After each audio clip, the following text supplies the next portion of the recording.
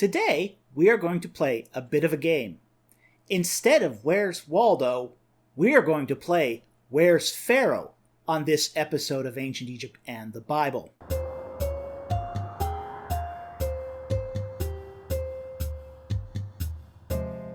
When people want to talk about the Exodus, the first question they often ask is, who was the Pharaoh of the Exodus? But there's a more important question that can help us figure out who is the who. And that is, where was Pharaoh? And if you like this channel and wish to help out, please hit that subscribe button. And if you wish to help us out financially, please consider becoming a Patreon member or by purchasing my book, The Ark of the Covenant in its Egyptian Context. Now, the Bible gives us some clues that tells us where Pharaoh was during the Exodus. We know that the elders and the people of Israel were living in the city of Avaris, and that when Moses went and he would talk to the elders of the city. Exodus 4:29. Moses then goes and he talks to Pharaoh. Exodus 5:1. And then Pharaoh commands the taskmasters and the overseers. Exodus 5:6. And then the overseers and the foremen went to the people. Exodus 5:10. And then Moses goes back to Pharaoh. Exodus 7:10. All the actors of our Exodus drama, the overseers and the foremen and the elders and Pharaoh and Moses, are all sort of going to one another and they're talking to each other. This closeness is called propinquity. It's the idea that if you've got a drama, all the actors have to be on the same stage in order for you to see the drama.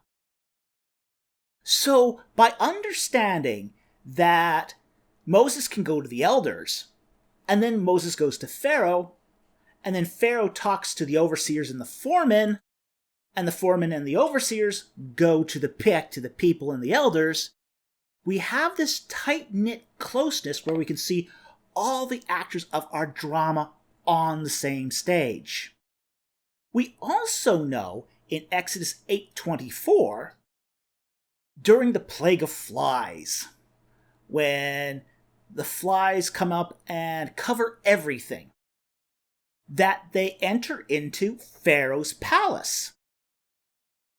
And they annoy Pharaoh and his court. So we have to realize that wherever Pharaoh was, he was at one of his palaces.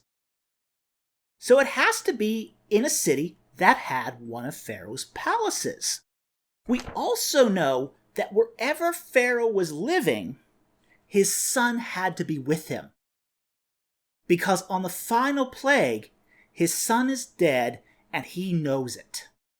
So he has to be in reasonable distance to his son to know whether his son is alive or dead. Now, normally, the children and the wives of the king, the harem, would live at the royal palace, at the capital city. So this too helps us narrow things down. Finally, on the night of the Passover itself, every firstborn male of Egypt is killed at midnight. Exodus 12:29. That same night, Moses and Aaron receive a message to leave Egypt. Exodus 12:31. And on the day after the Passover, the Israelites left Egypt. Numbers 33:3.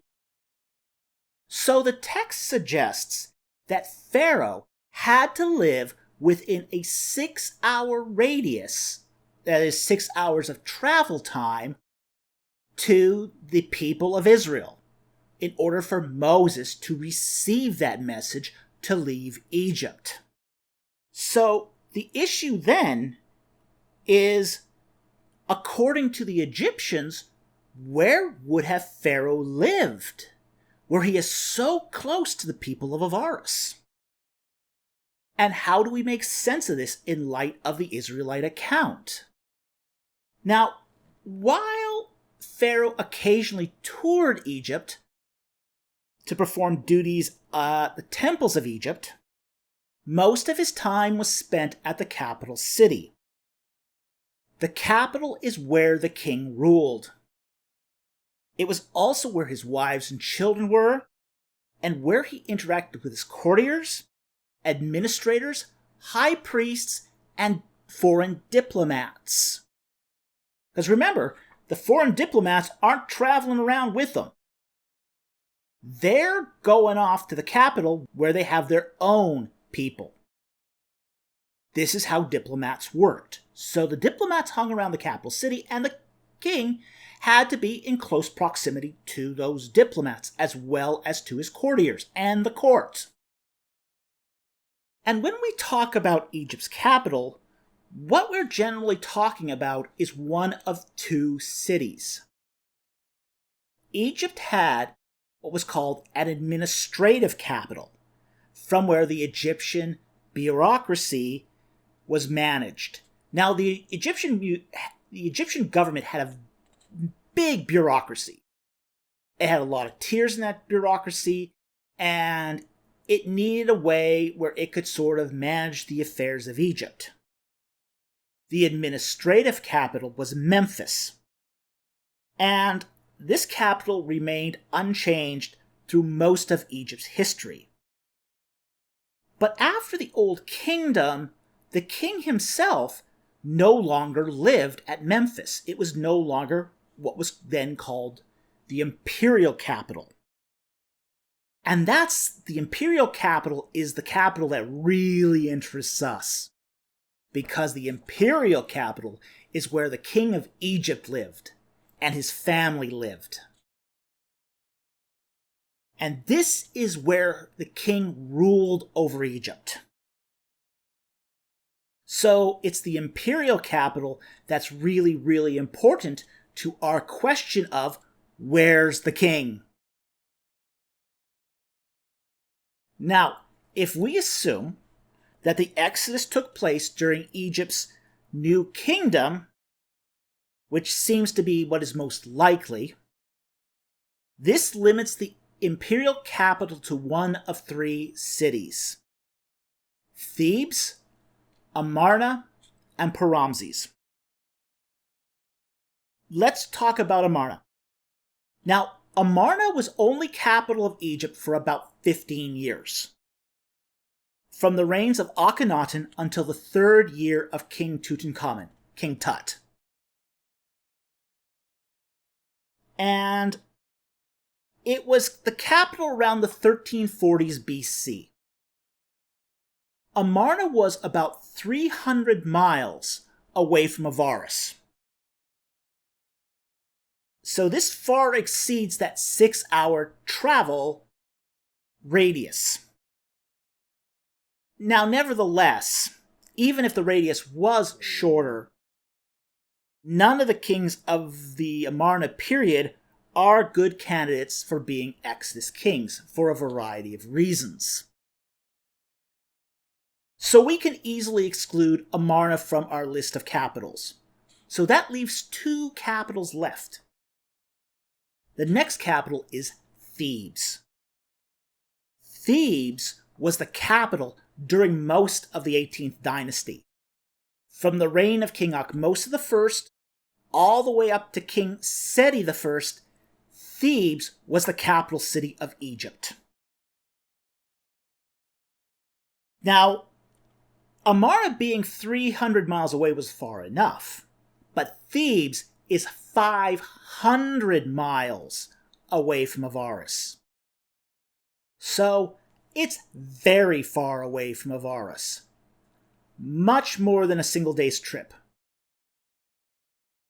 It's even hard to get there by train in 6 hours. So, I don't think that Thebes is a very good candidate to be the city where we would find Pharaoh. It's just too far. That leaves us with one city left, Paramses. Paramses became capital during the reign of Ramses II. And it happens to be located only 1.25 miles from Avaris. So it's right next door. And the last days of Avaris overlap with the first days of Paramses. So we do have this sort of propinquity between Avaris and Paramses. And it turns out that Paramses is the only capital of the New Kingdom that is in close enough proximity to Avaris to even qualify as being within that 6-hour travel radius. So, when we look at the various cities, the imperial capitals of Egypt, the only one that seems to qualify as being a suitable place where the king would have been appears to be Paramses. He would have had his family there. He would have had his courtiers there. He would have had his highest priests there. He would have had the foreign diplomats there. Everyone he needed to conduct court life would have been there at Paramses. And that's what makes Paramses an excellent candidate for where was the Pharaoh. Anyway, I hope you enjoyed this video. I hope you found it interesting and learned something. And I'll see you next time on Ancient Egypt and the Bible.